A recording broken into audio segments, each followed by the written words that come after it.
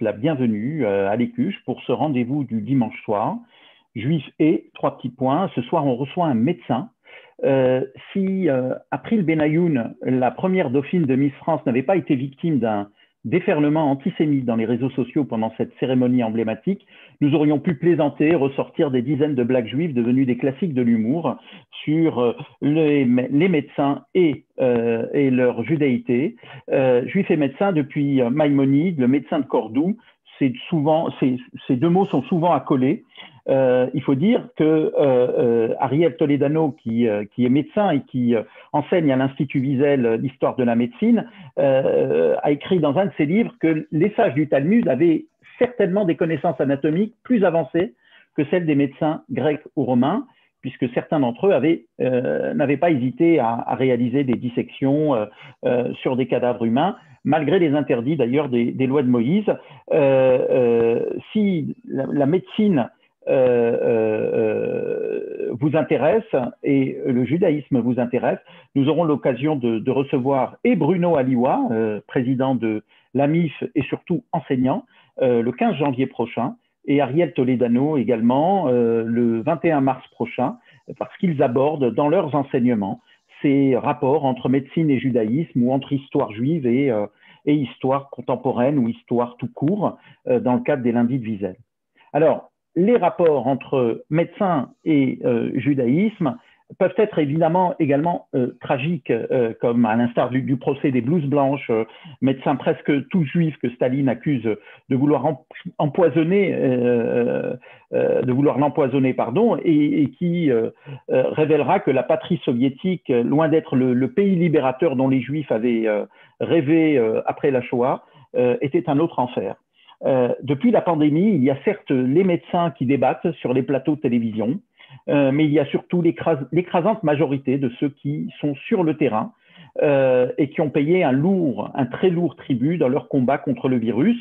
C'est le cas également de l'ensemble du personnel soignant. On les a applaudis, peut-être pas assez longtemps, et je suis sûr qu'en découvrant l'invité de Virginie Gage ce soir, Mathias Vargon, médecin urgentiste, vous aurez de nouveau l'impérieuse envie d'applaudir.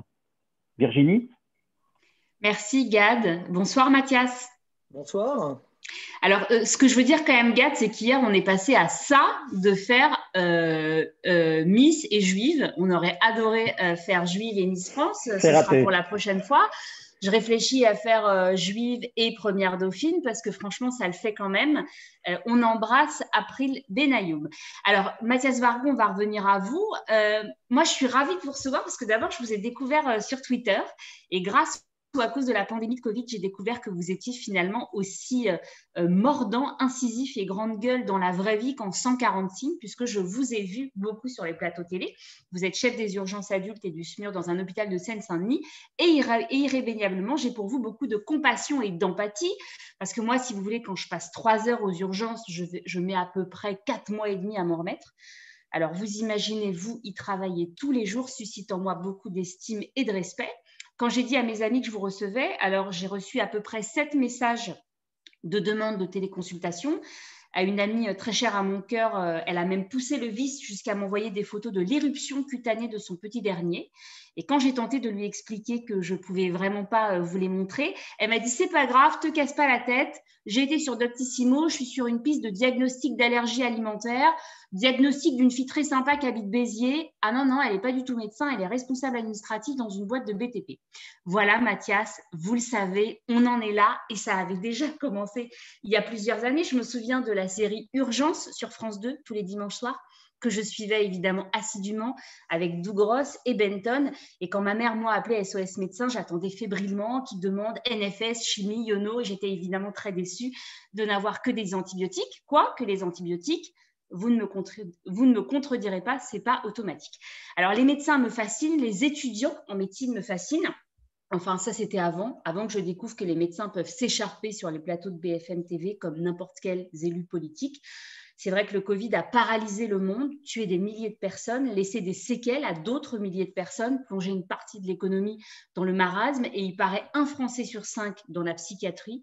Mais il a aussi levé, à mon sens, le voile sur un phénomène inconnu de nous, les profanes, c'est que la médecine, finalement, ce n'est pas une science exacte, en fait. C'est qu'il y a des gens qui peuvent avoir fait les mêmes études et qui ne sont pas d'accord. Et ça, franchement, ça me pose un sérieux problème et je me suis dit que vous étiez finalement la meilleure personne pour en parler. Pardonnez la trivialité de ma première question, mais je vais le dire tout de suite pour ceux qui ne le savent pas. Vous partagez l'avis d'Emmanuelle Wargon, qui est ministre du logement, de l'égalité des territoires et de la ruralité depuis 2020. Alors, est-ce qu'à la maison le dimanche soir, ça papote de la gestion de la crise du Covid-19? Forcément, d'abord, je ne fais pas que partager sa vie, on partage des enfants aussi en oui, commun.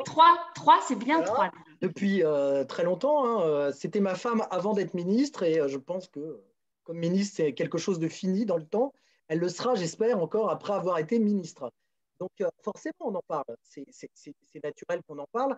C'est naturel que je me pose des questions, qu'elle se pose des questions aussi. Bon, elle est ministre du Logement, elle n'est pas ministre de la Santé, donc on ne s'engueule pas. Mais forcément qu'on n'est pas forcément d'accord. C'est naturel de toute façon, comme dans tout couple. Hein. De toute façon, il n'y a rien d'extraordinaire. Hein.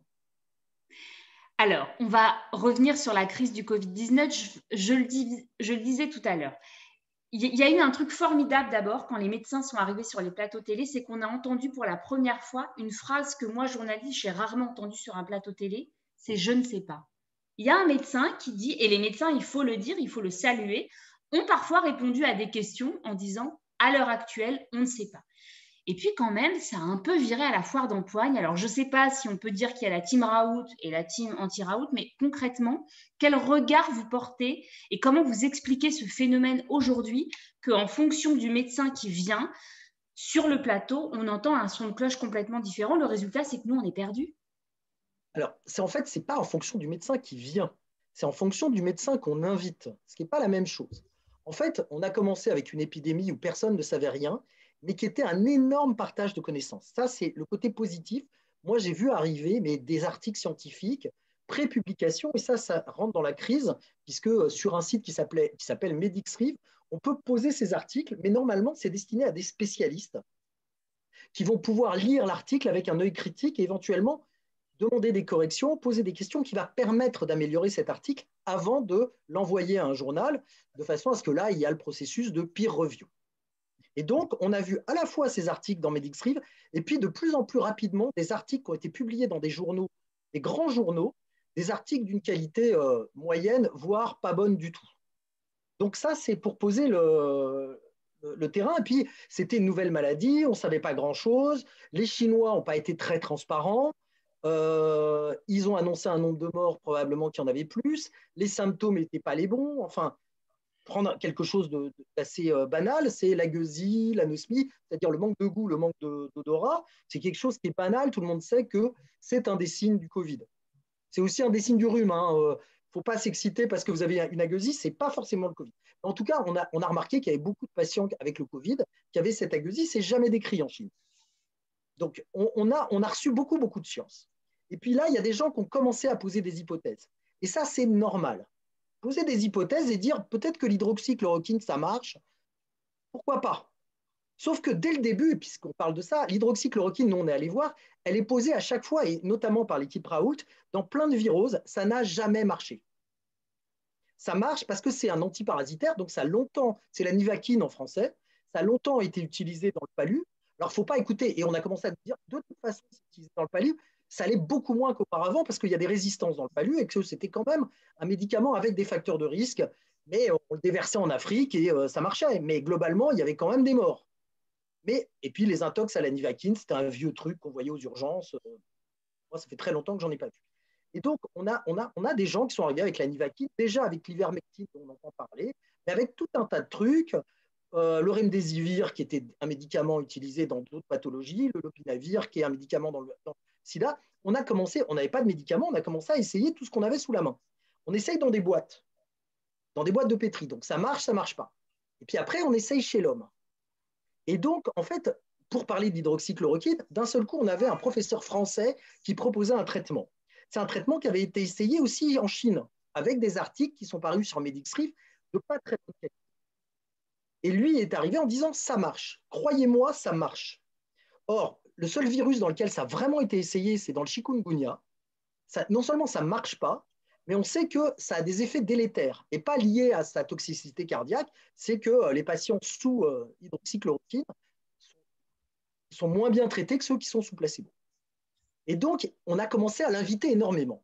Et nous, on a lu ces articles. Et ces articles, d'un point de vue méthodologique, c'est-à-dire la façon de faire la science, on sait quand on a lu l'introduction et la méthodologie, on sait que ce n'est pas la peine d'aller plus loin. Qu'il ait des résultats positifs, qu'il ait des résultats négatifs, qu'il ait des résultats neutres, on ne pourra rien en tirer.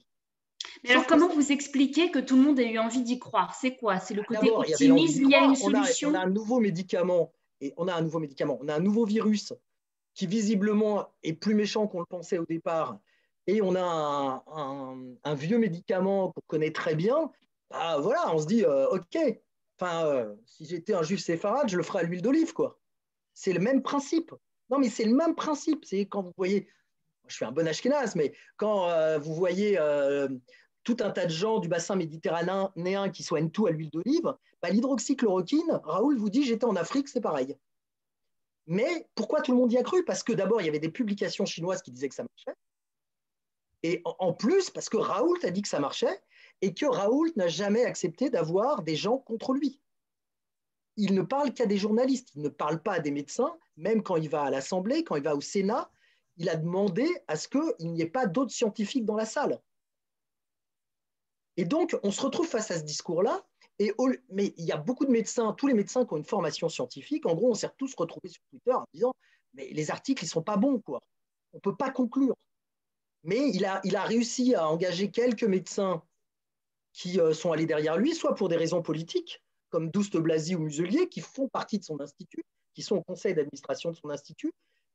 Il y a une histoire politique. Hein. Raoult, il était l'antisystème, il était LR. Hein. Il avait sa rubrique tous les mois, toutes les semaines, je ne sais pas, dans Le Point, qui n'est pas vraiment la même chose que le journal de Mélenchon. Et donc, il avait ça, il avait cette notoriété. Il a derrière lui un institut qui coûte des millions d'euros. Et donc, il est professeur. Professeur, c'est vachement important. Moi, je ne suis pas professeur, donc je suis moins important qu'un professeur. Même si on a fait les mêmes études, même si j'ai une thèse de sciences, je suis moins important qu'un professeur. Et donc, il est arrivé avec sa notoriété, puis celle qu'on a bien voulu lui donner à la télé. Il a été hyper représenté à la télé. Et puis, vous avez des gens qui hésitaient parce que, en fait, la médecine, c'est des hypothèses, c'est une méthode pour montrer ces hypothèses, et après, c'est des résultats. Et quand vous faites un article scientifique, après le chapitre résultat, vous avez un chapitre qui s'appelle discussion. Et la discussion, c'est pourquoi ça marche, mais est-ce qu'il y a des biais? Donc, dans la discussion, vous dites, voilà, peut-être que mes propres résultats, en fait, ils disent que ça marche, mais parce que peut-être que j'ai pris le mauvais échantillon, ou ils disent que ça ne marche pas, mais peut-être que je n'ai pas assez de patients. Enfin, vous discutez vous-même de vos résultats. Ce que vous êtes en train de nous dire, c'est que finalement, ce qu'on a vu, nous, se jouer sous le feu des caméras et des plateaux télé, ce sont des choses qui sont normalement en interne, avec des hypothèses et discussions. Non, parce qu'on n'aurait pas discuté. Parce que là, il y a quand même une hystérie. Non, mais on n'aurait pas discuté avec Raoult. Pas parce que c'est Raoult, mais parce que ces études. Enfin, moi, je reçois une étude comme ça, mais il n'y a pas que Raoult. Hein. Le Remdesivir, les premières études qui sont parues dans le New England ou dans le JAMA, je ne sais plus, c'était le même niveau, quoi. C'est-à-dire qu'il n'y avait pas de comparaison avec un placebo, il n'y aurait pas de. Et donc, moi, je reçois une étude comme ça, je suis reviewer dans des journaux de médecine d'urgence. Il m'arrive de reviewer aussi des essais cliniques. Je reçois ça, mais je le rejette. Parce que méthodologiquement, c'est nul. Et en plus, éthiquement, c'est pas bien. Dans sa première étude, il y a des enfants. Alors, les lois de bioéthique, et notamment les essais cliniques, qui sont régies par plein de Oslo, tout ça, par plein de lois qui ont évolué, mais elles naissent au procès de Nuremberg. C'est un vrai rapport avec le fait, avec notre discussion d'aujourd'hui, c'est comment on fait pour qu'il n'y ait plus d'expérimentation comme il y en a eu pendant la Deuxième Guerre mondiale. C'est-à-dire, on fait de la science. Et donc, toutes ces lois, et contrairement à ce que Raoult a raconté, il est complètement inéthique de tester un médicament tout seul. Parce qu'on ne sait pas si ces effets secondaires sont dus au médicament, pas au médicament, au virus, pas au virus. Et il faut le tester contre un placebo. Ou contre le médicament de référence. Mais là, dans ce cas précis, il n'y a pas de médicament de référence. Pas. Donc, on le teste contre le placebo. Et tester contre le placebo, ce n'est pas inéthique. Et lui, il a raconté que ce n'était pas éthique, c'était la guerre, je ne sais pas quelle connerie. C'est pas vrai. L'éthique, c'est de tester contre placebo. Et il y a des tas d'études où on a testé contre placebo. Il y a une étude très célèbre sur des antiarythmiques, des médicaments contre les troubles du rythme dans le cœur, qui a été faite en post-infarctus parce qu'on s'était aperçu que les patients qui survivaient à leur infarctus mouraient de troubles du rythme. On avait mis un placebo, c'était une étude pour 2 ans. Il y avait une étude au bout d'1 an pour dire, bon, si le placebo ne marche vraiment pas, on s'arrête au bout d'1 an. En fait, on s'est arrêté parce qu'il y avait plus de morts dans les groupes traités que dans le groupe placebo. Alors que c'était des gens vachement intelligents et c'était logique de mettre des médicaments contre le trouble du rythme. Donc, le placebo, c'est éthique. Le tirage au sort, c'est éthique. Ça permet d'éviter des biais, de choisir des patients. Et tout ça, c'est éthique. Et donc, on s'est retrouvé dans une question avec des gens. Et moi, je pense qu'il y a des médecins qui ne connaissent pas bien la science, parce qu'ils sont âgés, ils n'ont pas fait la lecture critique d'articles, tout ça. Tous nos jeunes, et depuis, enfin, quand je dis les jeunes, ceux qui ont probablement une dizaine d'années moins que moi à peu près, ont fait de la lecture critique d'articles et donc ils savent lire un article. Nous, on a organisé avec mes externes, c'est-à-dire les étudiants de médecine de mon service, on a organisé des biblios qu'on avait appelés la fête de la bouse, enfin que j'avais appelé ça. Et tous les 2 jours, on présentait des articles. Mais il n'y a pas que Raoult qu'on a présenté. Hein. On a présenté plein d'articles, donc certains parus dans des grandes revues. Où on disait, bah, en fait, c'est pas bon. Mais pour reviewer un article, il faut plusieurs semaines, voire des mois. Là, les articles étaient reviewés en 2 jours. En 2 jours, vous ne faites pas des miracles, hein, parce qu'il y avait une compétition entre journaux. Quel regard vous portez sur cette espèce d'hystérie collective qui a peut-être emparé votre corporation? Hystérique, que ce soit en France, en Israël, aux États-Unis, ça prend le monde entier. Mais moi, ce que je dis, c'est qu'on a voulu faire du buzz et on a invité ces gens dont on savait très bien, moi j'en ai discuté avec les journalistes, on savait très bien que leurs études n'étaient pas si bonnes que ça, voire mauvaises. C'est Raoult, c'est Perron, ils sont professeurs de médecine, on aime beaucoup les professeurs de médecine. Ils en ont joué, ils ont reçu le président de la République, mais ils le savaient. Mais ça fait du buzz, enfin, on invite les gens parce que, enfin, moi, on m'invite, et vous m'invitez aussi pour ça, parce que j'ai un langage assez clair, je dis des grossièretés, ça amuse toujours les gens, et puis je suis assez cash, et c'est pour ça qu'on m'invite. Si j'étais chiant, on ne m'inviterait pas. Et c'est pas, par exemple, on me présente toujours comme médecin urgentiste, ce qui est vrai, hein. Je suis médecin urgentiste, j'étais à l'hôpital jusqu'à 15h aujourd'hui, donc je fais mon boulot. C'est pas le truc. Mais je suis aussi directeur de l'Observatoire régional des soins non programmés. Ça, jamais. Et je suis donc spécialiste des données d'urgence, de l'activité des services d'urgence. C'est ma spécialité. Et on va en parler. Mais personne ne me présente jamais comme ça parce que c'est pas rigolo. Vous avez parlé d'urgence. Alors, je suis d'accord, hein, l'Observatoire, c'est pas rigolo. Mais il y a ce côté-là, sur le terrain, machin, la Seine-Saint-Denis. Mais c'est ça, c'est en fait ce que les journalistes font, c'est pas de l'information. C'est ils racontent des histoires. Et les histoires, c'est beaucoup plus rigolo quand on se met sur la gueule que quand on est là en disant « Ah oui, c'est vrai, vous avez raison, mais alors, dans le tableau 2B, le résultat de la 3e ligne, moi, je ne suis pas tout à fait d'accord sur l'interprétation. » Parce que c'est ça, les discussions de médecins. Et ça ne passe pas à la télé. Clairement, ça ne passe pas à la télé. Et donc, on veut du buzz, on veut que ça clash. Et on a invité des gens, et quand Raoult, Perron, ça s'est un peu effondré, on a invité ce qu'on a appelé les rassuristes. Toussaint, avec ses gros sourcils. Il passe à la télé, il passe bien. Le type, il fait de la médecine du sport. D'un seul coup, il s'intitule épidémiologiste. On ne sait pas pourquoi. Tout bien. Ça vous agace. Et les gens se plantent. Enfin, moi, ma spécialité, c'est quand même la prédiction de l'activité. Des urgences et des hospitalisations par les urgences. Mais s'il y a bien un truc que je sais, c'est que la prédiction, c'est bien, mais il n'y a qu'à voir la météo. Parce que la météo vous prévient pour demain. Bah, en général, ça ne marche pas. Moi, je suis en 2 roues. Des fois, dans l'heure, je dis « Ah, je ne mets pas mon pantalon. » Dis qu'il va faire beau et je me fais rincer sur le périphérique. Bon, ben voilà. C'est du spectacle. On va essayer de revenir aux fondamentaux et surtout à l'origine de votre vocation. Vous le disiez, vous êtes né dans une famille ashkénaze. La Shoah, l'histoire de la Shoah a beaucoup marqué votre famille. Comment est née cette vocation de médecin? Ouais, je ne suis pas sûr que ça soit une vocation en fait. En fait, j'ai fait de l'informatique après avoir fait médecine, après mon bac, parce que mes parents étaient persuadés que j'étais trop feignant pour faire des études longues. Je ne travaillais pas à l'école, je pendais beaucoup. Bon, j'ai quand même eu mon bac. Par hasard, je suis encore persuadé qu'il y a un pauvre type qui a eu mes notes et que moi j'ai eu ses notes et qu'il se demande encore comment il a fait pour rater son bac. Mais moi, j'ai eu ric-rac des fesses. Et donc, j'ai téléphoné à mon père. À l'époque, j'habitais en banlieue parisienne. Je suis allé téléphoner à la cabine et mon père m'a dit, et je vous jure que c'est vrai, il m'a dit « Retourne voir !» Tellement personne ne croyait que j'aurais mon bac. Et donc, j'ai fait une année d'informatique et je m'ennuyais profondément. Je faisais de l'informatique depuis que j'avais 10-11 ans, donc je savais faire, et ça marchait assez bien, mais en fait, je ne me voyais pas faire ça toute ma vie. Je trouvais ça triste, pas rigolo, et puis il y avait des problèmes. C'est-à-dire que quand j'étais sur un problème d'algorithmie, ça me bouffait un peu la tête. Donc j'ai fait du théâtre cette année-là, je m'étais inscrit dans un cours de théâtre, mais quand même, mes parents étaient marchands de journaux, donc je ne me voyais pas vivre à leur crochet toute leur vie en attendant d'hériter. Et donc, je me suis dit, il faut quand même que je fasse quelque chose d'un peu plus sérieux. Mon cousin et ma cousine étaient étudiants en médecine, et donc on m'avait dit que je n'y arriverais pas.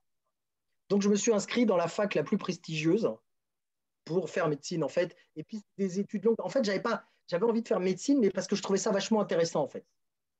Et donc, j'avais envie de faire des études longues parce que je trouvais ça vachement intéressant. Voilà. Ça a suscité la fierté de vos parents? Je voulais pas soigner des gens, quoi. Il y a toujours, on veut soigner des gens quand on a 18 ans, on veut rendre service au monde. Donc oui, il y avait un peu de ça quand même. Mais vous l'avez fait comme un challenge. Est-ce que ça a suscité... Pas que comme un challenge, c'est compliqué. Et oui, aussi comme un challenge. Et j'imagine que ça a suscité chez vos parents, issus quand même d'un milieu plutôt modeste, marchand de journaux, une certaine fierté quand même. Ouais, une certaine angoisse, hein, surtout. Pourquoi? Parce qu'ils pensaient que j'y arriverais pas. Et puis une fierté, je sais pas, ils ne parlent pas vraiment en fait. Ils n'en parlent pas vraiment. Il y a une histoire comme ça. Mon père amène ma mère aux urgences il y a des années. Et, ça faisait des années que j'étais adjoint du chef de service. Et là, il y a le panneau où c'est écrit docteur, c'était le docteur Wang, paix à son âme, docteur Vargon, adjoint. Il fait ah, t'es adjoint, ça fait des années. J'en vois un jour mon père, son frère est malade, et je sors de garde, je suis au cinéma avec ma fille, il m'appelle. Je lui dis va aux urgences.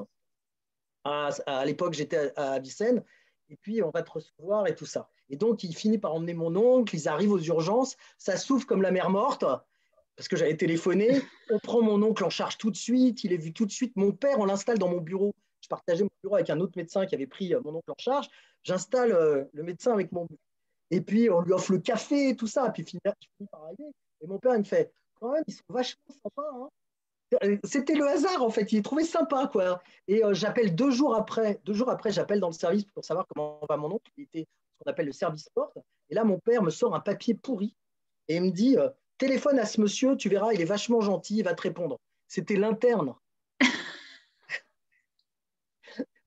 Et j'étais l'adjoint du chef de service. Donc, je ne sais pas la fierté. Il paraît qu'ils sont fiers. En tout cas, ils n'ont jamais vraiment dit comme ça. C'est comme ça. Dans quelle sorte de famille juive vous avez grandi? Alors, mes parents, donc, il y a une forte prégnance. Alors, le judaïsme, ils n'étaient pas religieux du tout. On mangeait du porc à la maison. Mais c'était très, très bizarre, en fait. Il y avait alors la prégnance de la Shoah. Mon grand-père maternel est mort en camp de concentration. Ma grand-mère vivait avec nous. Elle ne voulait pas me parler en yiddish parce qu'elle parlait vraiment, vraiment très bien le français. Et puis, du côté de mon père, je n'ai pas connu mon grand-père qui est mort quelques mois avant ma naissance, mais ma grand-mère parlait très, très mal le français. Elle parlait que yiddish avec ses enfants qui hurlaient pour qu'elle l'entende. Et voilà, ma grand-mère, elle me parlait avec un accent yiddish monstrueux. C'était Mathias, tu l'avais à Baftek. Bon, c'était un beefsteak. Enfin, voilà, c'était ça. Et donc, c'est ce monde-là, avec une très forte prégnance de la Shoah. Je rêvais la nuit que j'étais poursuivi par la police, tout ça. La police française.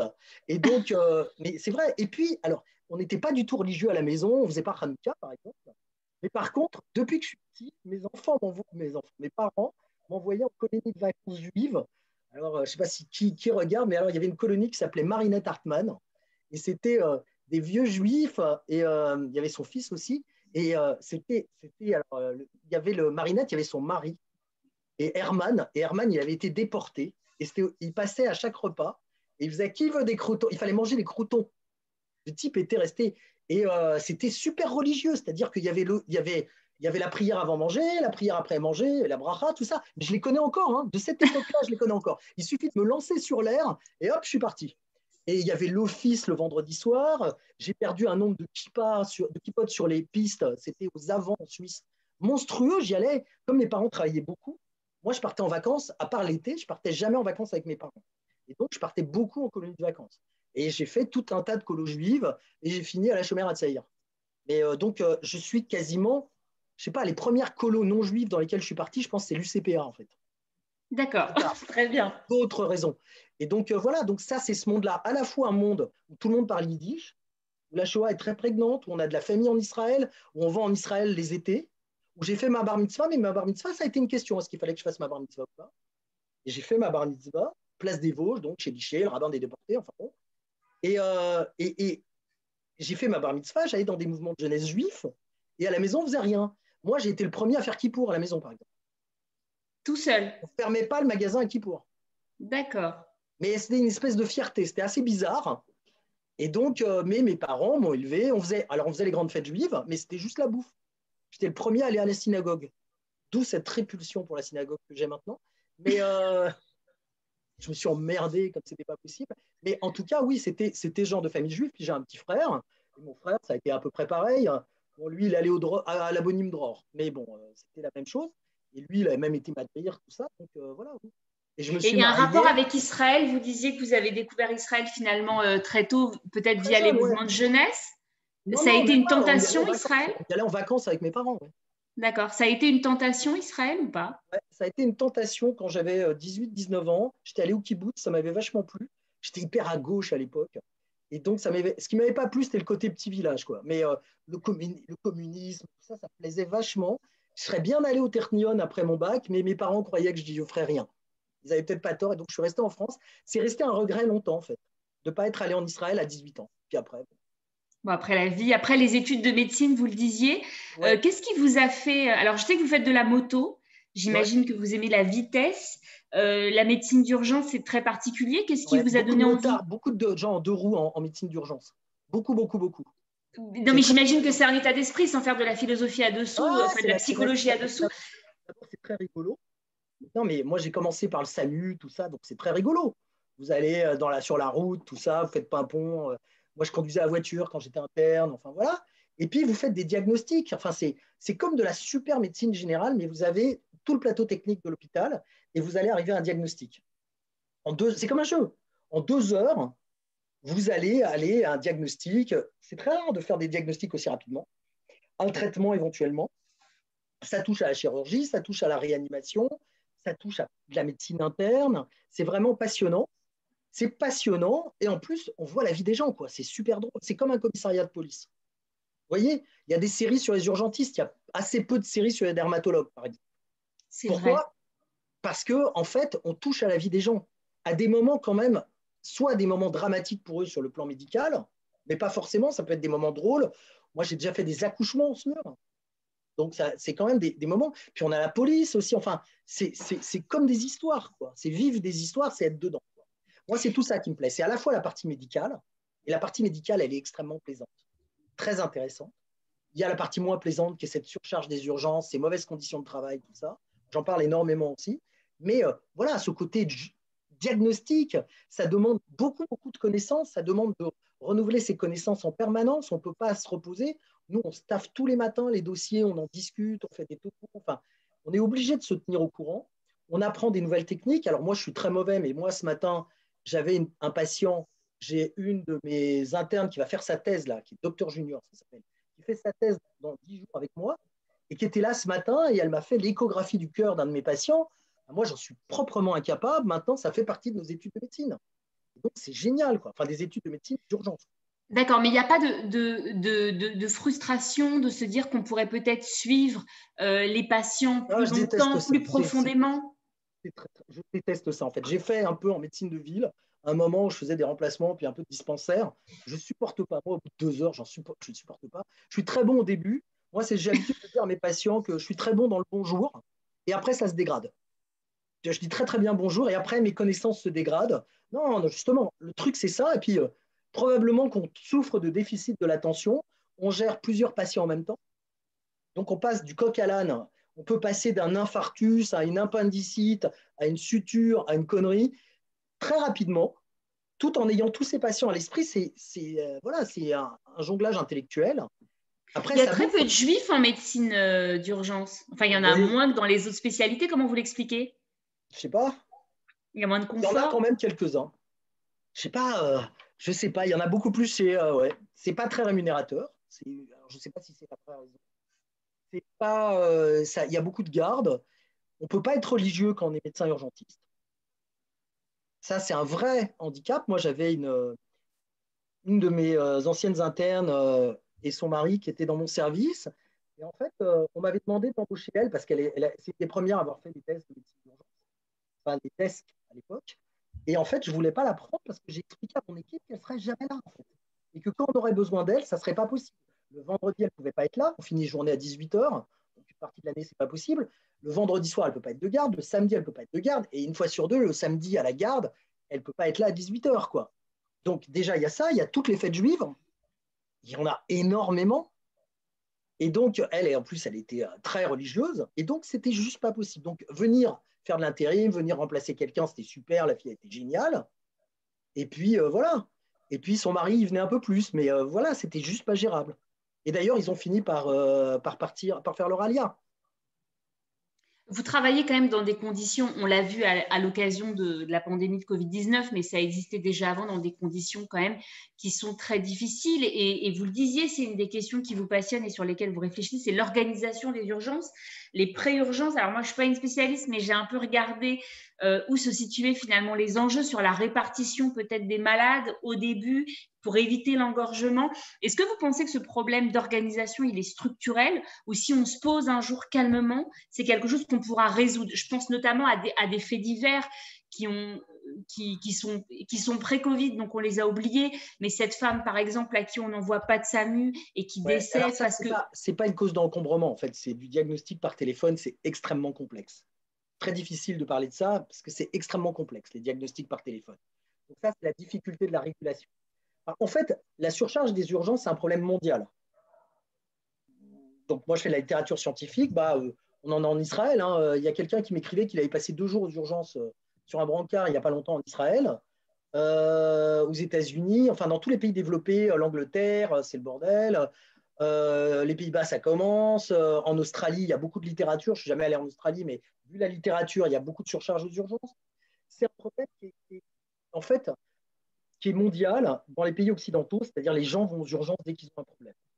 Et donc, il y a une régulation à faire avant l'arrivée aux urgences, de façon à envoyer les gens vers le bon endroit pour être traités. Les urgences, c'est génial. C'est comme quand vous allez au supermarché, en fait. Même si vous avez besoin de 3 pommes au supermarché, vous savez que si vous avez besoin d'autre chose, vous l'aurez aussi sur place. Alors que quand vous allez à la boutique du coin, si vous avez besoin de 3 pommes, il faut aller à la première boutique, puis un bouquin à la deuxième boutique, et puis un pot de fraises, un pot de confiture à la troisième boutique. Et donc, voilà. Et les urgences, ça vous offre tout. Et donc, tout le monde va aux urgences. On est victime de notre succès, en fait. Et donc, ça nécessite une grosse organisation.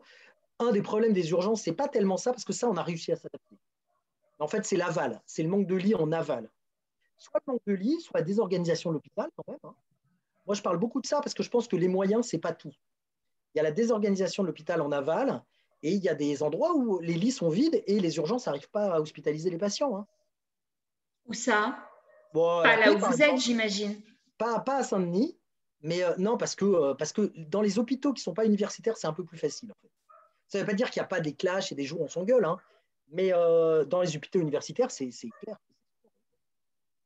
Pendant le Covid-19, vous avez vécu des moments difficiles. J'imagine que dans votre carrière, ça a été comment vous analysez cette période-là dans la carrière d'urgentiste que vous avez? Je suis un peu… à la fois, c'était difficile, à la fois, je suis urgentiste.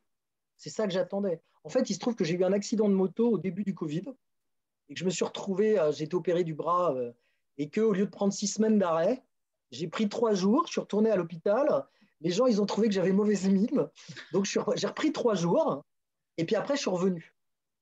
Et donc, je ne voyais pas de patient parce que j'avais le bras dans le plâtre, mais j'organisais le service. Enfin, bon, je faisais mon rôle de chef de service. Je voyais des patients quand même, mais je ne les examinais pas, je ne pouvais pas les examiner. Puis après, j'ai quand même attrapé le Covid. Et donc, je gérais en partie mon service de mon lit. Ce n'est pas moi qui gérais le service, c'est le chef de service de pédiatrie. Il n'y a plus de pédiatrie, donc c'est lui qui a pris ma place. Mais de temps en temps, je donnais un coup de main. Puis après, je suis revenu. Et oui, c'est quelque chose d'effarant. La dernière fois que j'avais vécu quelque chose comme ça, c'est il y a très longtemps, c'était pendant la canicule en 2003. Et la canicule, ça a duré 3 jours. Là, ça ne s'est toujours pas arrêté. Alors, on n'est pas dans la période mars-avril. Hein. Mais mars-avril, c'était dément. À la fois, c'était dément, et à la fois, le matin, je rappelais à mon équipe qu'ils vivaient leur meilleure vie. Ils ne me croyaient pas quand je disais ça, parce que c'était compliqué, on avait des problèmes de matériel, mais on ne recevait que des patients graves. Et donc, on est urgentiste, on est là pour recevoir des patients graves. Nous, on n'est pas très bon en mombologie. Et donc, on ne recevait que des patients graves. Et en plus, on n'avait pas de problème de lit. C'est-à-dire qu'on ne nous disait pas, non, c'est de la pneumo, c'est pas de la cardio. On les mettait dans des lits Covid, des lits non Covid. Tout ce qu'il y avait à savoir, c'était leur gravité pour savoir vers quel service on les orientait. Est-ce qu'on les mettait vers la réanimation, vers ce qu'on appelle l'unité de soins continus ou vers de l'hospitalisation classique. C'était notre seul problème.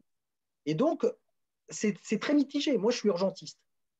Donc, j'attends ce genre de choses, en fait. C'est un peu scandaleux de dire ça. Mais comme un chirurgien, il attend d'avoir quelqu'un à opérer.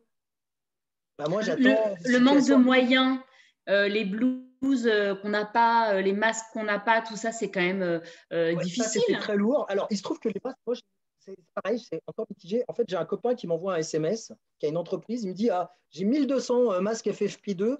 Est-ce que tu sais à qui je peux les donner? Donc, j'ai dit à moi. Et donc, on avait des masques FFP2. Et là, on en distribuait au compte-gouttes, mais on en distribuait. Il y en avait 2 par personne par jour. C'était pas si mal. Mais j'ai eu un problème avec les syndicats qui ont commencé à dire, ah, mais les masques sont obsolètes. Enfin, alors qu'ils ne l'étaient pas. Enfin, on avait vérifié tout ça.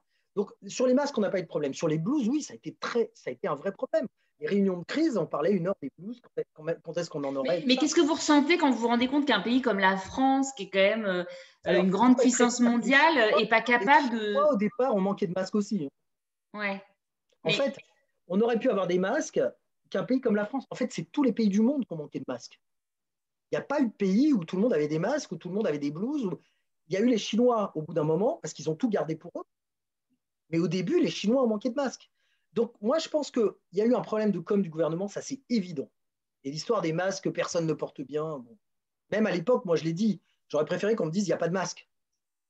Bon, quand on voit les gens qui les portent, peut-être que Sibeth Ndiaye n'y avait pas tout à fait tort. Mais toujours est-il que oui, le langage de la vérité, ça aurait été mieux. Maintenant, c'est une crise majeure comme personne n'en a connu depuis des années. Et on s'attend à ce que tout le monde réagisse comme ça. En fait, même nous on s'entraîne pour les attentats. Et pourtant, quand c'est un attentat, c'est le bordel, hein, quand même, au début. Les attentats du Bataclan, les services qui ont reçu des patients, bah, ils ont commencé à recevoir des patients avant que tout le monde soit déclenché. Hein. Donc, ils ont vu arriver des plaies par balles, ils ne comprenaient pas ce qui se passait. Hein. Or, c'est quelque chose qui est très court dans le temps. Et pourtant, le début du Bataclan, c'est le bordel aussi. Ce qui est normal. Vous avez l'explosion, vous avez le machin, et le temps que les secours se mettent en place, s'organisent, il faut un certain temps. Là, on a une explosion, c'est une épidémie que personne ne connaît, qu'on ne voit pas venir, on parle de grippe, et puis d'un seul coup, ça défoule. Il y a le conseil scientifique qui est un peu comme tout le monde, hein, il pose des hypothèses, et puis la France, c'est un pays. Et donc, on se retrouve à monter des lits de réa. Moi, je trouve que on voit que le côté négatif. Moi, je trouve que le côté positif, il a été génial quand même. On s'est mobilisé, on a monté des lits de réa, on s'est réorganisé, l'hôpital s'est réorganisé. Globalement, ça a marché. Est-ce que le déconfinement a été maîtrisé ou pas? Le déconfinement? Ouais. Ouais, je crois pas, non, ça, je crois pas. Mais est-ce que c'est que la faute du gouvernement? Je crois pas non plus. Il y a quand même, dans cette histoire, il y a quand même un problème à chaque fois de responsabilité personnelle. C'est-à-dire, quelle est ma responsabilité comme citoyen? Ça, c'est quelque chose qui dépasse le Covid. C'est quelle est ma responsabilité comme citoyen? Comment je me conduis? C'est quoi le civisme? C'est-à-dire vivre en société. Qu'est-ce qui fait une société? Et est-ce qu'une société, c'est ma vie, moi? Ou est-ce que c'est un groupe de personnes? Et on voit bien que ce qui a marché, en fait, dans les pays asiatiques, je ne parle pas de la Chine, c'est en Corée et même au Japon, ils ont une troisième vague là, mais c'est quand même plus compliqué. C'est quoi? C'est leur civisme ou c'est l'obéissance, c'est la pression sociale. On peut le voir du côté négatif, mais n'empêche que voilà, les gens on leur dit tu fais comme ça, ils font comme ça. Et pas ils vont faire la fête. Il y en a quelques-uns qui font la fête. Il y en a quelques-uns qui vont à l'église, hein, parce que la Corée c'est aussi une église. Mais globalement, la population elle fait ce qu'on lui dit et elle a confiance en les autorités parce que c'est son mode de vie d'avoir confiance dans les autorités. On est en France, on n'a pas confiance dans les autorités. Que ça soit Macron ou quelqu'un d'autre, ça aurait été Hollande, ça aurait été pareil. On n'a pas confiance, c'est la révolution, plus tout le discours complotiste et tout ça qui se met dessus. Mais on va en parler, mais juste avant parce qu'évidemment, on va aborder la question du vaccin, des anti-vaccins, et vous parlez des complotistes à l'instant. À 20h, on vous a applaudi pendant des semaines. Et j'imagine qu'à vous, ça ne vous a pas fait grand-chose. Non, ça ne m'a rien fait à moi. Mais aux équipes, peut-être? Moi, je pense que les gens qui applaudissaient, en fait, ils se retrouvaient à 20h et c'était un moment de communion. Et donc, ils applaudissaient les soignants parce que ça ne fait pas de mal d'applaudir les soignants. Mais moi, j'avais un peu l'impression d'être un peu comme… Alors, si je reprends la métaphore guerrière, les mecs qui étaient dans les tranchées, puis bravo, les gens de l'arrière qui applaudissent, je m'en fous. Hein. J'ai préféré les chocolats. Hein, Très bien.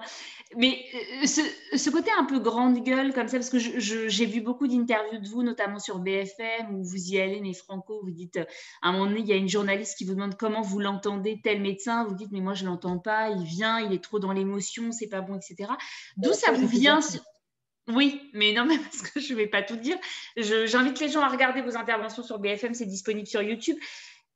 D'où ça vous vient ce franc-parler comme ça? Parce que c'est aussi très raccord avec les urgences où on n'a pas le temps, on y va cash. C'est les urgences. C'est les urgences. Ma mère, elle dit, c'est pas comme ça que je t'ai élevé. Bon, c'est pas vrai, ils étaient tout le temps au magasin, mes parents, donc ils m'ont pas élevé. Mais d'abord, j'aime beaucoup dire des gros mots. Ça, c'est un truc. Même mon personnel, qui quand même vient essentiellement de la banlieue.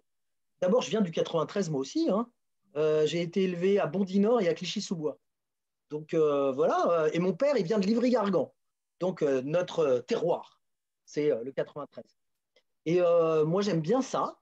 C'est une façon d'exprimer. Alors, je suis capable de m'exprimer un peu différemment.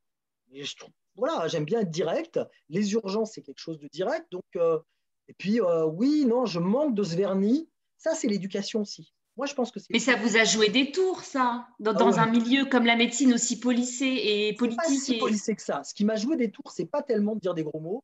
Si j'étais chirurgien orthopédique, ça ferait partie du bagage. Non. Par contre, ce qui m'a manqué, c'est de me constituer un réseau. Au début, je n'avais pas compris comment ça marchait. Que les gens fonctionnaient en réseau, qu'il fallait être gentil, qu'il fallait avoir des amis. Ça, j'ai mis très longtemps à comprendre. Très, très longtemps à comprendre. Et ce côté grande gueule, bah ouais, j'ai pas de filtre en fait. Et donc Twitter, tout naturellement, vous vous exprimez, vous battez. Alors, Twitter, en fait, c'est venu parce que je faisais la pub de mon blog. Alors, sur mon blog, j'essayais d'être rigolo. Alors, le fond est bien sur mon blog. Au début, je faisais un blog super scientifique. Et quelqu'un m'a dit, ah non, mais tu devrais être comme dans la vraie vie. Donc, j'ai fait mon blog comme dans la vraie vie. Puis, j'ai fait la pub sur Facebook, sur LinkedIn et sur Twitter. Puis, Twitter, ce côté un peu cash, un peu, ça m'a bien plu. Donc, je suis resté. Ouais, puis j'ai commencé à me faire attaquer. Et moi, je ne tends pas la joue gauche, en fait. Moi, je suis comme, je ne sais pas si vous voyez ce sketch des inconnus, Jésus 2, le retour. Oui, c'est ça. Voilà. Mais vous prenez quand même le temps de discuter avec des gens qui sont pour moi. Quand les gens ne m'insultent pas, je prends le… Alors, quand ils déconnent complètement, il y a un moment, c'est pas possible. Mais des gens qui sont de bonne foi, ouais, je pense que c'est important de discuter. Alors là, ces derniers temps, en fait, c'est devenu tellement massif les attaques que c'est plus compliqué. Mais pendant très longtemps, ouais, les gens avec qui, enfin, les gens qui posent des questions, je discute. Les gens, voilà, oui, bien sûr, c'est aussi, ça fait partie de mon rôle de médecin, en fait.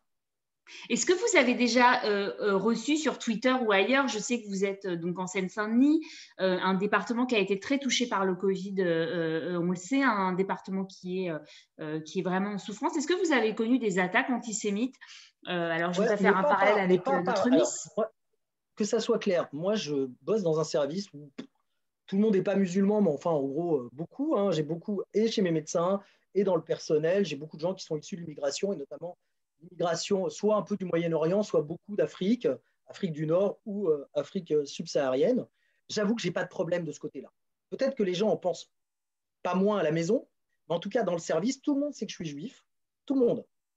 Je m'en cache pas, ils le savent. Voilà, je me fais engueuler quand je bouffe des haribots parce qu'il y a, paraît-il, du porc dedans. Et donc, je dis, tu n'es pas mon rabbin. Et c'est, voilà. Et à des gens qui sont musulmans. Mais oui, je me suis aussi fait engueuler parce qu'il y a les sapins dans le service et que j'ai dit, moi, je ne fais pas de sapins. Donc, voilà. Donc, et ils font les sapins. Donc, dans le service, je n'ai pas ce genre de soucis. Sur Twitter, et oui, j'ai eu quelques insultes, mais c'est venu de l'extrême droite. D'accord. Là, j'ai été insulté dans, je crois, Égalité et Réconciliation. Ah oui, Alain Soral, tout ça. Bonne bande. C'est l'extrême droite, mais c'est aussi la famille de Lépine qui écrivait dans Égalité et Réconciliation. Donc on a quand même une histoire avec les complotistes. J'ai aussi Riposte laïque, quoi. Enfin, des journaux charmants où c'est antisémite, ouais. J'ai des trucs antisémites et puis quelques menaces de mort aussi. Je me posais une question parce que c'est une phrase que disait souvent ma grand-mère, mais j'ai cherché un peu et je crois que c'est une phrase d'Ambroise Paré, mais vous me corrigez si je me trompe. Les médecins soignent et c'est Dieu qui guérit. Est-ce que vous vous retrouvez parfois face à des gens qui ont l'impression que quoi que vous fassiez, de toutes les façons, leur prière sera plus effective dans la guérison du patient? Et qu'est-ce qu'on fait dans ces cas-là? Tous mes patients maghrébins musulmans, C'est comme, enfin, les vieux qui sont âgés, ils me le disent tout le temps. Mais c'est pas énervant. Enfin, qu'est-ce qu'on se Je dit? trouve ça assez sympa. D'abord, j'ai une patientèle qui est gentille et sympathique. Des gens les enfants, enfin, on voit toujours le côté négatif. Mais chez les vieilles personnes dont les enfants s'occupent énormément. Et voilà, eux, ils pensent que c'est Dieu qui guérit et que le médecin l'aide. C'est très bien comme ça. Sincèrement, je m'en fous, en fait. Moi, j'ai une vision de la médecine très universaliste. Dans le service, je suis juif et je ne me cache pas, mais ma façon de faire de la médecine, elle n'est pas juive, elle est médicale. Et ce que j'aime dans mon service, ce que je regrette dans la société, c'est cette polarisation avec les religions. C'est quelque chose que moi, je suis un peu juif à l'ancienne. Vous voyez ce que je veux dire? C'est on fait ça à la maison et finalement, pas dans le Dans la terrain sphère public. publique, vous êtes un peu israélite, quoi. Non, pas du tout, je suis juif, ça j'ai toujours fait très attention. Israélite, c'est un D'accord. truc d'hypocrite. Non, non, quand on a commencé à pouvoir parler de Hanouka dans la sphère publique, j'ai trouvé ça génial au début. Au début, moi je suis revenu en fait de ça. Mais en fait, ça polarise les gens. Et moi, les signes extérieurs de religion, ça me saoule. Et chez les juifs, enfin, c'est devenu. J'ai 54 ans. Il y a 35 ans, on ne voyait pas toutes ces équipes. Il y a des tas de gens. Moi, j'ai un copain qui appelle ça du piétisme, en fait. Surtout les juifs qui mettent des kippotes, on voit les tzitzit, les perruques. Il y a une partie qui est religieuse, mais il y a une grosse partie qui fait du piétisme. Comme les gens qui allaient à l'église le dimanche au 19e siècle. Moi, c'est ça qui m'agace. Et, euh, et voilà, et c'est pareil pour les musulmans, c'est pareil pour les chrétiens. Dans mon service, moi, je dis que je n'ai que des professionnels. Certes, ils sont musulmans, ils ne sont pas musulmans, ils sont chrétiens, j'en m'en fous. Et moi, j'ai besoin de gens le samedi matin. Et si tu es juif et que c'est samedi matin et que tu n'as personne d'autre, tu viens de bosser dans le service. Mais est-ce que vous êtes un jusqu'au-boutiste de la laïcité? Si par exemple une femme, qu'elle soit juive ou musulmane, pour un accouchement, ne veut pas être soignée par un homme, qu'est-ce que vous faites? Alors, ça dépend. En fait, moi, ça. Parce que moi, je vous sens pragmatique, en fait. Ouais, non, mais je me suis posé cette question. J'étais dans un autre hôpital avant, alors où il n'y avait pas ces problèmes-là. J'étais dans le Val-de-Marne, dans une région très blanche et très catholique. Et donc, vers Nogent, Brie, donc, j'avais pas ces problèmes-là. Mais en fait, il y a des femmes qui ont besoin de femmes. Donc, si on a une femme, très bien. S'il n'y a pas de femme, mais moi, je ne suis pas gynéco. Donc, je ne vais pas dire que ça n'existe pas. Mais j'avoue que moi, depuis 20 ans, j'ai eu le problème une fois. Et que c'est souvent que je vois des femmes voilées, que je leur demande de se déshabiller, et je n'ai aucun problème. Elles me disent, est-ce qu'il y a une femme? Je dis, ah, attendez, je regarde. Si j'ai une femme, je leur envoie la femme, parce que voilà, c'est une question de pudeur. Hein. Juif, pas juif, catholique, pas catholique, laïque. Et s'il n'y a pas, je leur dis, j'ai pas. Mais moi, j'ai déjà eu quelqu'un qui s'est déshabillé, une femme qui arrivait avec des gants, avec le hijab, enfin avec le foulard, avec le voile. Elle est rentrée dans le cabinet, bon, c'était pas grand-chose. Je lui ai dit, est-ce que vous pouvez me montrer, la première chose qu'elle a fait, c'est enlever le masque, et puis après, elle s'est déshabillée pour me montrer où elle avait mal. Je ne l'ai pas foutu à poil non plus, je ne voyais pas l'intérêt. Non, non, j'ai pas. Mes patients, ils font ce qu'ils veulent. Dans mon service, alors là, en ce moment, il y a le Covid, mais il n'y a pas de voile, par exemple. Et tout le monde le sait qu'il n'y a pas de voile. Alors, il y a des tentatives, il y a des jours, il y a des filles qui arrivent avec le voile. Alors, je fais, ah non, mais aujourd'hui, je ne me suis pas lavé les cheveux, et puis le lendemain, il n'y a plus de voile, c'est un peu un jeu. Et j'ai pas vraiment de soucis. Sincèrement, je veux pas. J'aimerais que la société française, elle soit comme ça. Ça n'empêche pas, j'ai des tas de filles qui sortent et qui remettent le voile, puisque chez moi, le voile, c'est quand même très important. Mais c'est ce que je dis toujours, c'est je mets au défi des gens dans le service de me dire qui est voilé, qui n'est pas voilé. Moi-même, j'ai eu des surprises. Et qu'est-ce que, dans votre façon de pratiquer la médecine, qu'est-ce qui est juif? Parce que vous disiez tout à l'heure. Je ne sais pas. Je ne sais pas. C'est une question que je ne me pose pas, en fait. Non, probablement, c'est plus important d'être un petit-fils d'immigré qu'être juif, en fait. Voilà. Dans ma pratique quotidienne, il n'y a rien. Je pourrais raconter des conneries sur l'humanisme, à l'israélite ou à la juive, tout ça. J'en sais rien, non, j'essaye d'être moi, c'est tout. Alors, probablement qu'il y a du juif en moi, mais moi, j'essaye d'avoir une pratique de la médecine qui est basée sur l'épreuve, qui est scientifique, qui est humaine, qui est empathique avec les patients. Et la plupart de mes patients, tous mes patients sont, quasiment tous mes patients, aucun de mes patients n'est juif. Ça n'a aucune importance. Et c'est ce que j'attends du personnel aussi. S'ils sont musulmans, pas musulmans, catholiques, laïcs. Voilà, j'ai rien qui. Je pense que j'ai rien qui me différencie. La plupart de mes médecins sont musulmans. Je pense que je n'ai rien qui me différencie de mes médecins quand je vois un patient. Le fait aujourd'hui de travailler en Seine-Saint-Denis, c'est une façon aussi d'être militant. Enfin, ça donne une dimension particulière dans une zone qui est en souffrance, on le sait. Oui, c'est vrai. Je me suis posé la question, on m'a demandé de revenir en Seine-Saint-Denis, en fait.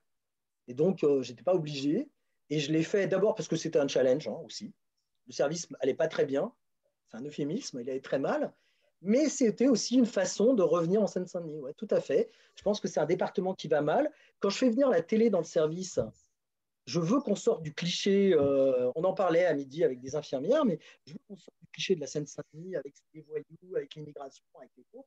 Ça existe, hein, moi, mon service, patients immigrés, pauvres, sans papier, ça existe. Mais le personnel, c'est des professionnels. Et quelle que soit leur couleur de peau, quelle que soit leur religion, qu'est-ce que soit ce qu'ils sont à l'extérieur, dans le service, c'est des infirmières, c'est des aides-soignants, c'est des médecins, c'est des agents de technique, c'est-à-dire des femmes de ménage, c'est des brancardiers, c'est des vigiles. Et ces gens-là, c'est l'hôpital public. Moi, j'y tiens vachement à ça. Et donc, oui, c'est la Seine-Saint-Denis aussi. Tous ces gens, la plupart habitent en Seine-Saint-Denis où ils ont vécu.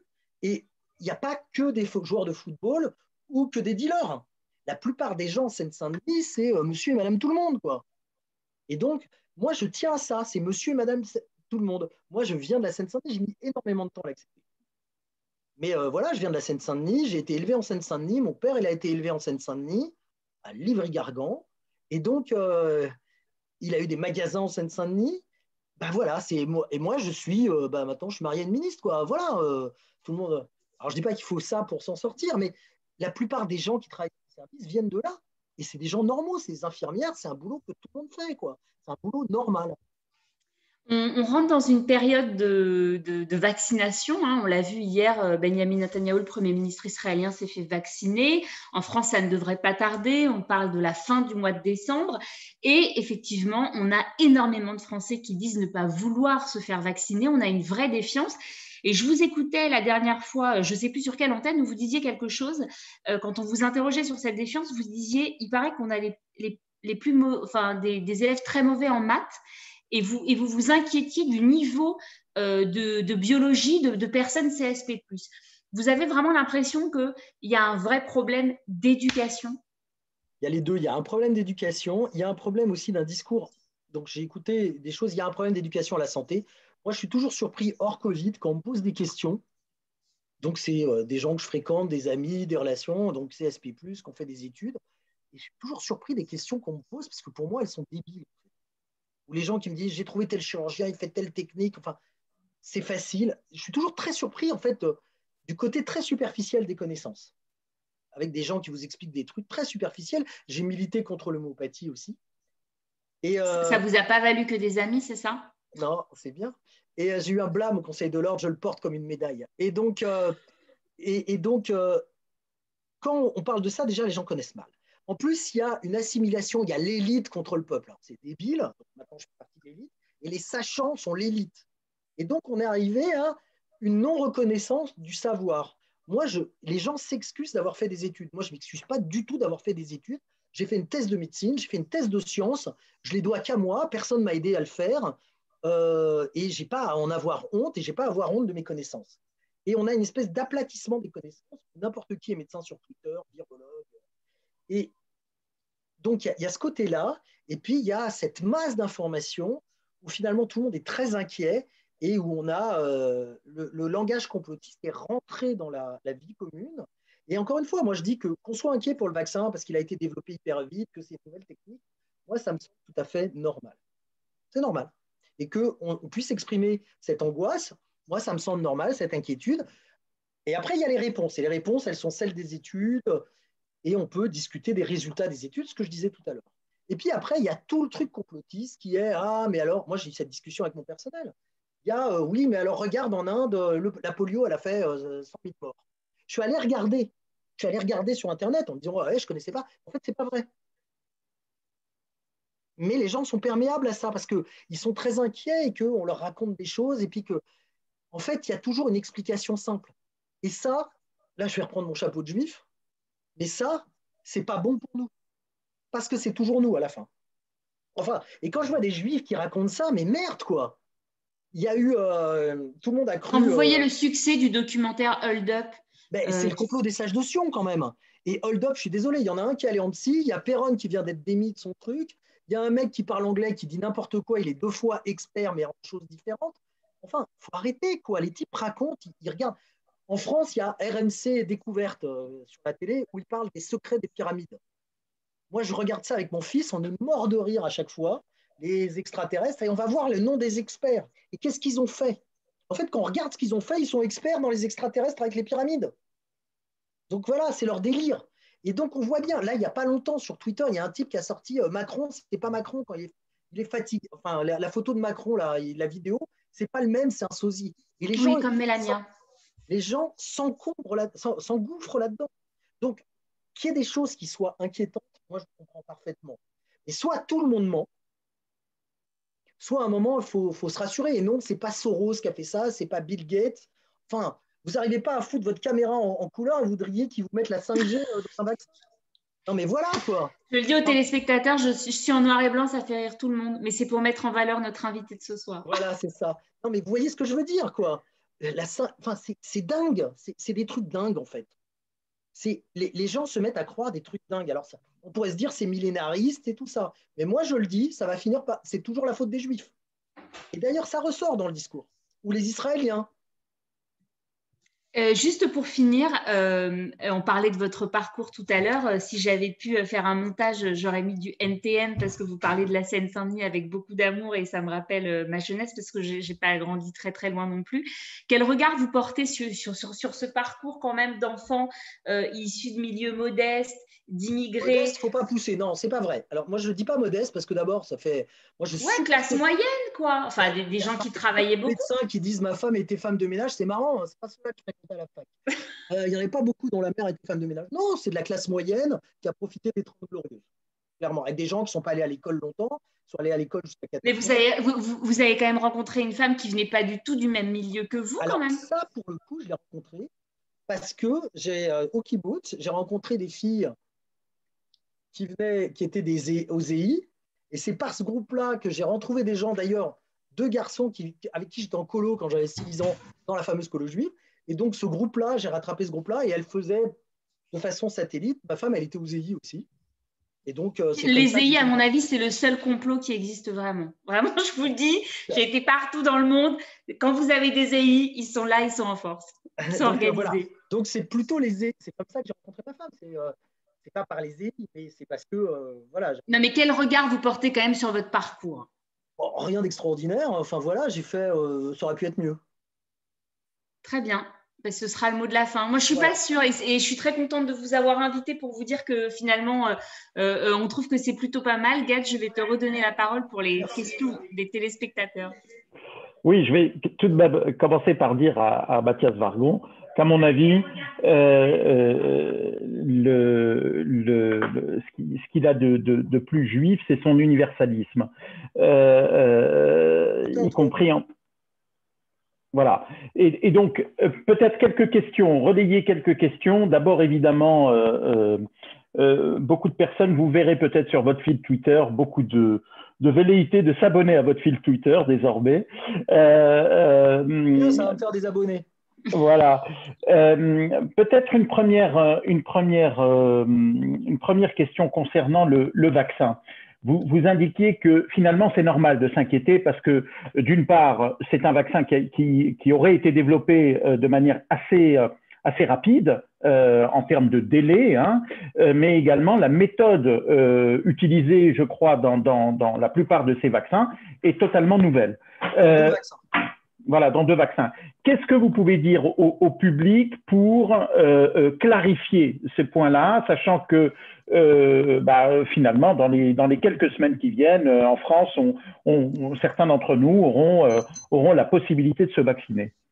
Alors, c'est effectivement un vaccin nouveau. Moi, je ne suis pas du tout un spécialiste du vaccin, donc je suis comme médecin lambda. J'ai quand même lu, donc il y a les papiers de la FDA, il y a eu un article qui est sorti, je crois que c'est dans le New England, sur le vaccin Pfizer, le premier, celui qui est déjà commercialisé, sachant que Moderna arrive directement derrière. Voilà, si on accepte la transparence, si on accepte que les données sont vraies, c'est toujours pareil, hein, c'est plutôt pas mal. En termes de sécurité, parce que c'est ce qui inquiète tout le monde, il n'y a pas vraiment de critères de sécurité importants. Il donne de la fièvre, il fait mal aux muscles, voilà, et il fatigue pendant 2-3 jours. Voilà, comme tous les vaccins. Et en fait, la différence avec le placebo, le placebo donne beaucoup la diarrhée aussi, par exemple. Voilà. Mais ça, il fait vraiment ça, le vaccin.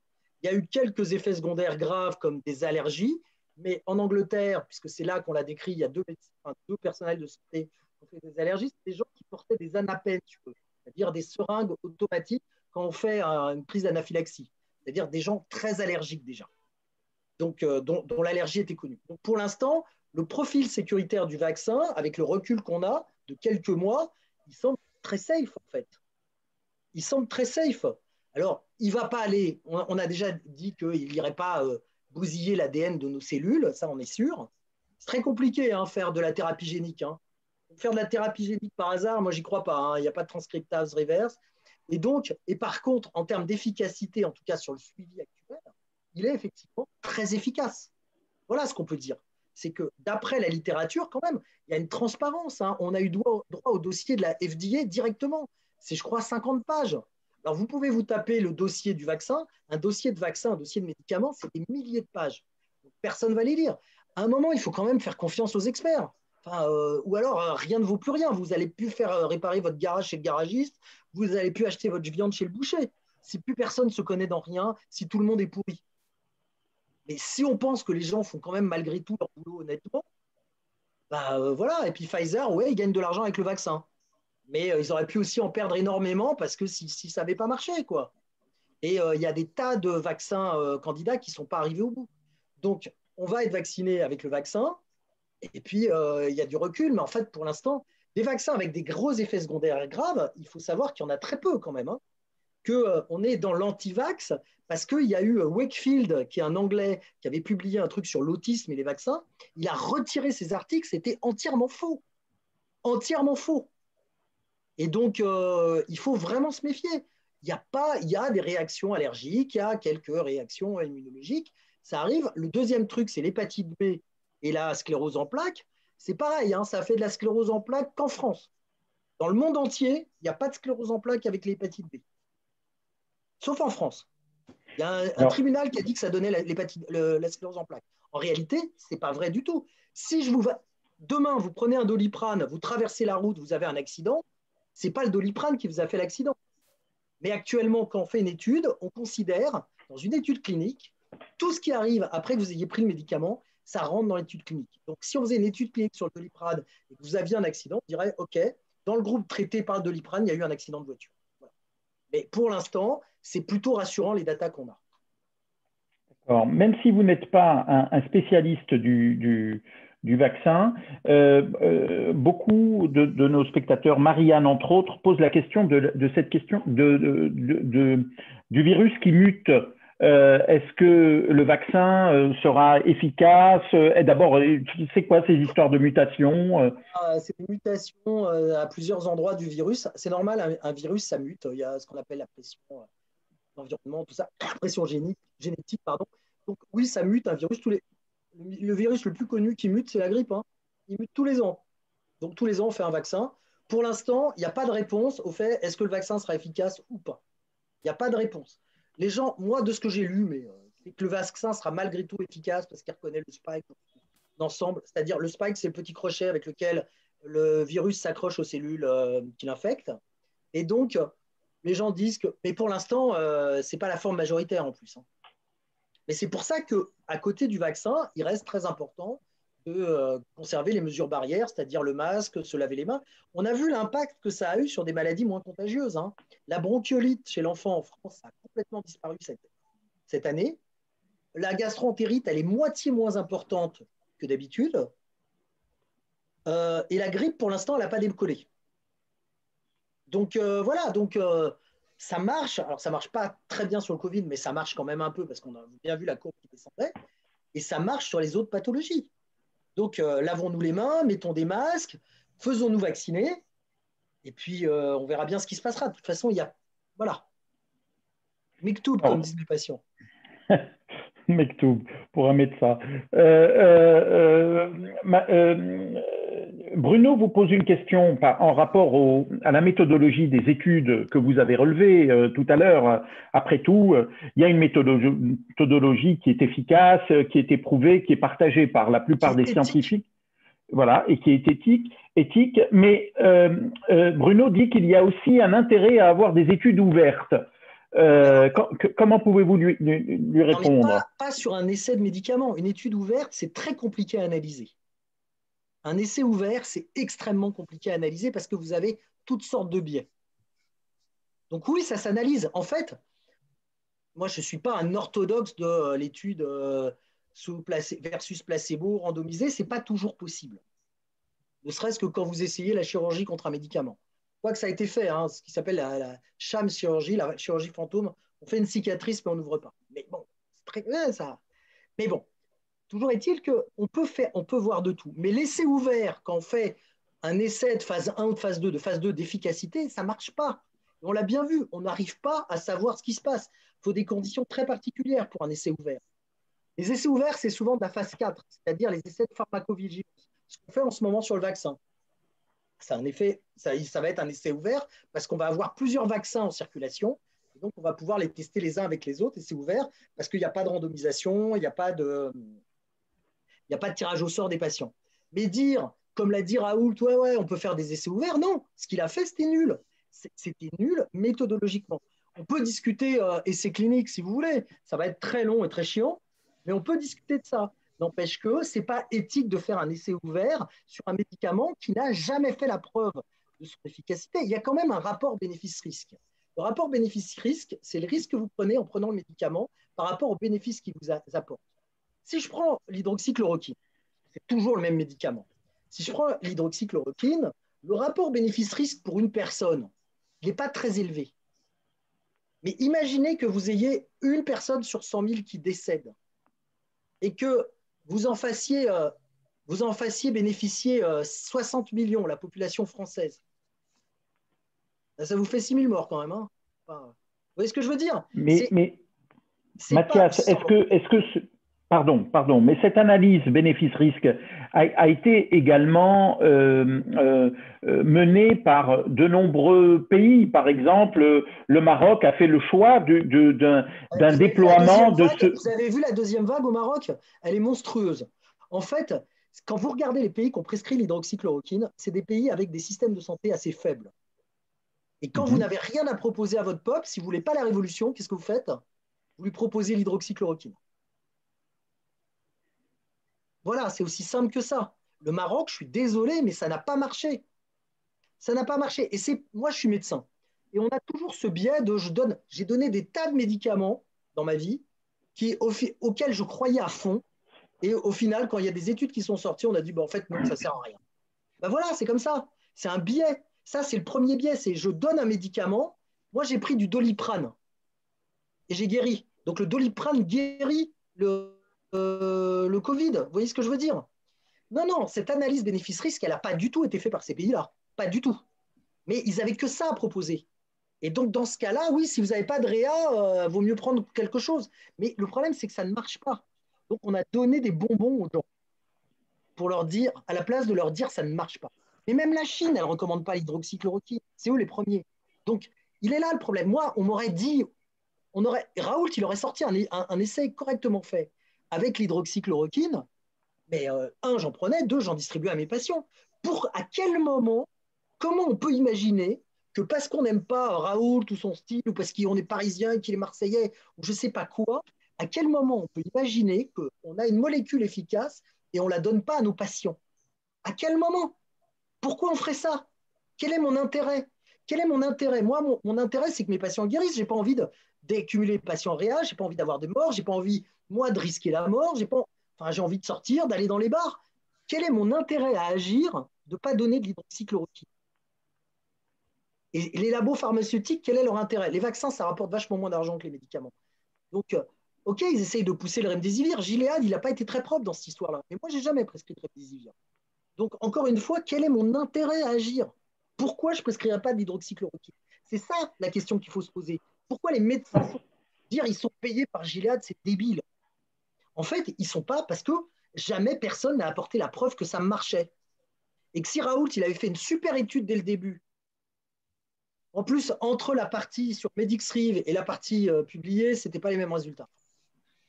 S'il avait fait cette étude-là, ben, on aurait tous acheté de l'hydroxychloroquine, ça aurait été génial. Et on ne s'emmerderait pas avec les confinements actuels. Pourquoi en Israël, on ne donne pas d'hydroxychloroquine?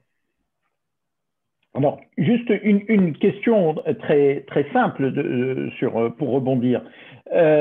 Finalement, à quel moment et que faut-il pour clore le débat de l'hydroxychloroquine? Pour moi, pour l'instant, il est clos. Il est clos. Oui, oui, il est clos. Si demain, il y a une étude bien faite qui montrera qu'il y a un effet, ben, très bien. Mais il n'y en a pas. C'est comme l'ivermectine. En ce moment, c'est le nouveau truc. Hein. L'ivermectine is the new hydroxychloroquine. Donc, l'ivermectine, c'est un médicament qu'on donne beaucoup dans la gale. Moi, j'en donne quasiment tous les jours à mes patients qui ont de la gale. Donc, on le connaît, c'est un médicament qu'on connaît bien. D'un seul coup, on sort l'ivermectine. Ça fait depuis mars qu'on en parle de l'ivermectine. Mais pareil, on n'a pas d'études cliniques correctement faites. Ça vient, enfin, les études, elles sont faites au Pakistan. J'ai rien contre les médecins pakistanais, mais leur système de santé est certainement pas le même que le mien. Et au final, on commence à dire que la manière dont la France a géré cette crise est plutôt efficace, parce que finalement, beaucoup des pays qui n'avaient pas suivi cette méthode se retrouvent aujourd'hui dans des situations difficiles. Qu'en pensez-vous, globalement? Je ne sais pas, on verra à la fin. En fait, moi, l'impression qu'on a quand même c'est que tout le monde finit par choper le Covid. Je parle par pays. On a vu l'Allemagne, hein, qui a résisté, puis là, qui est en train d'attraper le Covid aussi. Et donc, on a un peu l'impression, alors, il y en a qui l'ont tôt, il y en a qui l'ont moins tôt. Finalement, tout le monde fait la même chose. C'est à base de confinement, de masques, de fermeture de bars et de restos. Tout le monde fait un peu la même chose, en fait. Hein. Et donc, la France, bah, elle a fait, encore une fois, moi, j'ai plein de choses à dire sur la gestion, ce qu'a fait Santé publique France, ce qu'a fait Les ARS? Bah, les ARS, il se trouve que j'y bosse aussi un peu. Non, les ARS, chez moi, il y a eu un groupe qui s'est fait, qui nous trouvait des lits tous les jours. C'était génial, quoi. La cellule lit de l'ARS, elle a fait un boulot super. Donc, ça dépend des gens aussi. C'est pas que l'ARS, c'est les gens aussi. Donc, les gens ont bossé. Est-ce que la gestion de la France est mieux ou moins bien que les autres? Je pense qu'il y a des pays dont on sait que c'est pas bien.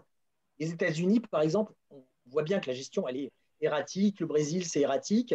La Suède, c'est pas bien. La Suède, elle a bénéficié, elle était confinée par les pays autour qui étaient confinés, en fait. Et là, ça explose en Suède. Et donc, on verra à la fin. Moi, je ne suis pas. Pour l'instant, on s'en sort. En tout cas, la deuxième vague en Île-de-France, on s'en sort pas trop mal. Alors, Mathias Wargon, une dernière question plus personnelle, celle-là. Vous avez clamé votre amour pour le 93. Non, je n'ai pas clamé. Faut pas, oui, mais vous êtes un enfant du 93. Il faut sortir de la caricature. Bon, voilà. Le 93, vous l'avez au cœur. Non, j'en rajoute. Non, j'habite plus dans le 93, c'est quand même moche. Oui. Mais dites-nous, en tant que juif, le 93, c'est ce département dans lequel on a tendance à penser qu'il n'y a plus aucun juif dans les écoles, ce qui n'est pas tout à fait vrai, mais globalement, c'est le 93 qui revient systématiquement. Vous qui avez grandi dans ce département, qu'est-ce que vous en pensez aujourd'hui? Alors, à l'époque, ce n'était pas du tout la même chose. J'étais beaucoup plus jeune et c'était il y a très longtemps. C'était au siècle dernier. Ce que j'en pense, c'est vrai, il y a deux choses. D'abord, il y a une partie, il y a beaucoup de gens qui vont dans des écoles juives ou pas juives, des écoles privées, parce qu'ils essayent de. En fait, ne reste qu'à l'école publique, notamment dans ces endroits-là, que les gens qui n'ont pas les moyens de faire autrement. Il y a beaucoup de musulmans qui mettent leurs enfants dans des écoles privées. Alors, ce n'est pas des écoles privées musulmanes, c'est des écoles privées catholiques. Mais il y en a beaucoup aussi. Il y a aussi ce mouvement-là de désertification des écoles publiques. Donc ça, c'est une chose. Deuxième chose, on ne peut pas nier l'antisémitisme. Je ne veux pas faire d'angélisme non plus. Mais c'est ce que je disais tout à l'heure sur les signes extérieurs de religion et surtout la religion dans le débat public, au-delà de la kippa ou du voile. La religion dans le débat public, elle a pris une place très importante. Et moi, je pense, alors je ne vais pas dire les antisémites, c'est des salauds, je ne les excuse pas du tout. Mais cette religion dans le débat public, c'est devenu… Il y a ceux qui en ont profité aussi. Les partis de gauche qui sont avec les indigénistes, par exemple. Ils en profitent, ils vivent sur ce terreau-là. Parler de race, de religion, moi, je ne suis pas racialiste du tout. Ces histoires de race, mais on rentre soit en disant, en défendant les Noirs, les Arabes, mais les Juifs aussi. Nous-mêmes, on se dit, je trouve que c'est du racisme à l'envers, en fait. Moi, je pense que, quelle que soit votre religion, vous êtes ce que vous êtes. Et je pense qu'effectivement, l'irruption de ces religions dans le débat public, plus alors la partie des gens qui ont joué sur le conflit israélo-palestinien, aussi avec en laissant des dérives sur le sionisme. Enfin, moi, je dis antisionisme, c'est de l'antisémitisme. Et puis, antisionisme, pourquoi les Juifs n'auraient pas le droit à l'autodétermination? Et d'ailleurs, les gens ne le comprennent pas comme ça. Moi, j'ai eu cette discussion dans le service. J'arrive, ça faisait quelques mois que j'étais là, et il y a une aide-soignante qui me dit non, mais vous êtes juif, ouais, mais vous n'êtes pas sioniste quand même. Je dis bah si, je suis sioniste. Elle me dit pardon? Ah, c'était la bombe, quoi. Elle me dit mais vous êtes sioniste, vous êtes pour l'implantation des colonies? Je dis bah non, ça c'est d'abord, c'est ma propre opinion. Je viens quand même de la Shomer Hatzair, tout ça, je ne suis pas trop pour ça. Mais je dis c'est pas le problème, je dis ça, c'est pas le sionisme. Je dis si, c'est ça le sionisme. Je fais non, le sionisme, c'est le droit des juifs à avoir un État. Il me dit mais non. Je dis bah si. Et donc, c'est une grande table, il faut imaginer une grande table avec 2 ordinateurs qui seront face à face, enfin 4 ordinateurs, 2 face à face. Et donc, elle est derrière, je ne la vois pas. Elle est sur l'autre ordinateur, je lui dis, regarde la définition sur Wikipédia. Donc, elle tape sur Wikipédia, machin, et là, j'entends une voix qui dit, non, parce qu'elle me dit, moi aussi, je suis pour l'existence d'Israël. Donc, elle est tout ce qu'il y a de musulmanes, d'Afrique du Nord. Bah, t'es sioniste. Elle dit, mais non. Et donc, elle tape sur Wikipédia, et là, j'entends une petite voix qui fait, ah bah, je suis sioniste. Voilà. Il y a ça aussi. Il y a cette histoire de qu'est-ce que c'est que le sionisme et l'antisionisme. On a confondu. Alors, il y a la destruction d'Israël, on a vu hier sur les tweets. Mais globalement, les gens ne sont pas aussi. Ils sont pas. En fait, un par un, il y a l'effet de meute, et puis il y a les gens un par un. Il y a reconnaître, je crois que c'est un philosophe juif qui parlait du visage de l'autre. J'ai oublié son nom. Lévinas. Lévinas, voilà. Donc, c'est le visage de l'autre. Quand l'autre a un visage, c'est plus le juif, l'arabe, c'est un tel. Je ne sais pas si vous vous souvenez, il y avait un film qui est paru avec Patrick Timsit il y a très longtemps, où il fait un type un peu débile qui suit un autre acteur, et le type est super raciste. La crise. La crise. Et alors, l'autre acteur… Quand il dit « Moi, j'aimerais bien être de gauche, mais je n'ai pas les moyens ». Voilà. Et surtout, il va au HLM, et là, en fait, le type se rend compte que même sa mère, la femme qu'il a élevée, c'est une arabe. Je dis, mais t'es raciste? Il dit, ben non, eux, c'est pas des arabes, c'est les habitants du bâtiment B. Et pourquoi? Mais parce qu'ils ont un visage, en fait. Et donc, les gens n'ont pas de visage. Et les juifs, ils n'ont pas de visage en ce moment. Et l'antisionisme, c'est Netanyahou. Les gens ne vous parlent que de Netanyahou. Ils ne vous parlent pas de gens qui vivent en Israël, ils ne vous parlent pas de leurs copains, ils ne vous parlent pas de leur chef de service. Moi, je ne suis pas le juif, je suis Mathias. Encore une fois, ils peuvent penser que je suis un juif quand même à la maison. Peut-être qu'il y en a, parmi eux, il y en a probablement qui le pensent. Mais comme il y en a il y a des Arabes qui n'aiment pas les Noirs, il y a des Noirs qui n'aiment pas les… Enfin, les gens, ils sont ce qu'on est. Et nous, on n'aime pas tout le monde non plus. Moi, j'aime personne. J'ai décidé que j'aimais personne. Ils peuvent penser ça, mais ça reste dans le domaine du privé. Et moi, je n'ai jamais cru que l'antisémitisme allait disparaître. Hein. Jamais. Moi, je suis un optimiste ashkénaze. Je ne sais pas si vous connaissez cette blague. Qu'est-ce que c'est qu'un pessimiste? C'est quelqu'un qui pense que ça ne peut pas être pire. Qu'est-ce que c'est qu'un optimiste? C'est quelqu'un qui pense que si, ça peut être encore pire. Voilà. Moi, je suis un optimiste ashkénaze. Merveilleux mot de fin. Virginie? Oui, c'est difficile de reprendre après Mathias Vargon. On lui laisserait bien le mot de la fin. Je vous remercie beaucoup d'avoir participé à cette émission. Je remercie beaucoup de m'avoir invité. Je remercie encore les CUJ à qui vous pouvez faire des dons, même des petits, quand cette vidéo sera terminée. La semaine prochaine, le 27, on fait relâche et on se retrouve le 3 janvier avec Stéphane Fraisse pour Juifs et comédiens. Voilà, donc je vous souhaite une très bonne fin d'année civile à tous et encore merci à l'ECUJ de nous permettre de vivre ces moments-là. Merci beaucoup, Mathias Vargon, pour votre franc-parler. C'est une belle manière de terminer l'année avec ce rendez-vous. Et la semaine prochaine, Virginie, nous ne faisons pas relâche. Il y a un grand événement. puisque nous inaugurons la chaire Jacques Toledano pour le dialogue des cultures dans le cadre de l'Institut universitaire Elie Wiesel, une grande conférence internationale avec le président de cette chaire, qui est l'ancien ambassadeur d'Israël en France, Yehuda Lankri, qui nous fera une conférence inaugurale sur le thème de la paix, Israël et le monde arabe, d'une paix à l'autre. Il s'agira évidemment de revenir sur le contexte actuel, cette dynamique nouvelle dans cette région, avec les accords d'Abraham et puis les annonces de normalisation avec de nouveaux pays, dont le Maroc. Donc, nous vous donnons rendez-vous la semaine prochaine à 19h. Le 27, pas avec moi, mais avec des gens beaucoup plus intelligents que moi. Mais tout aussi sympathique. Et voilà, bonne soirée à tous. Merci beaucoup, Mathias Vergrum. Au revoir.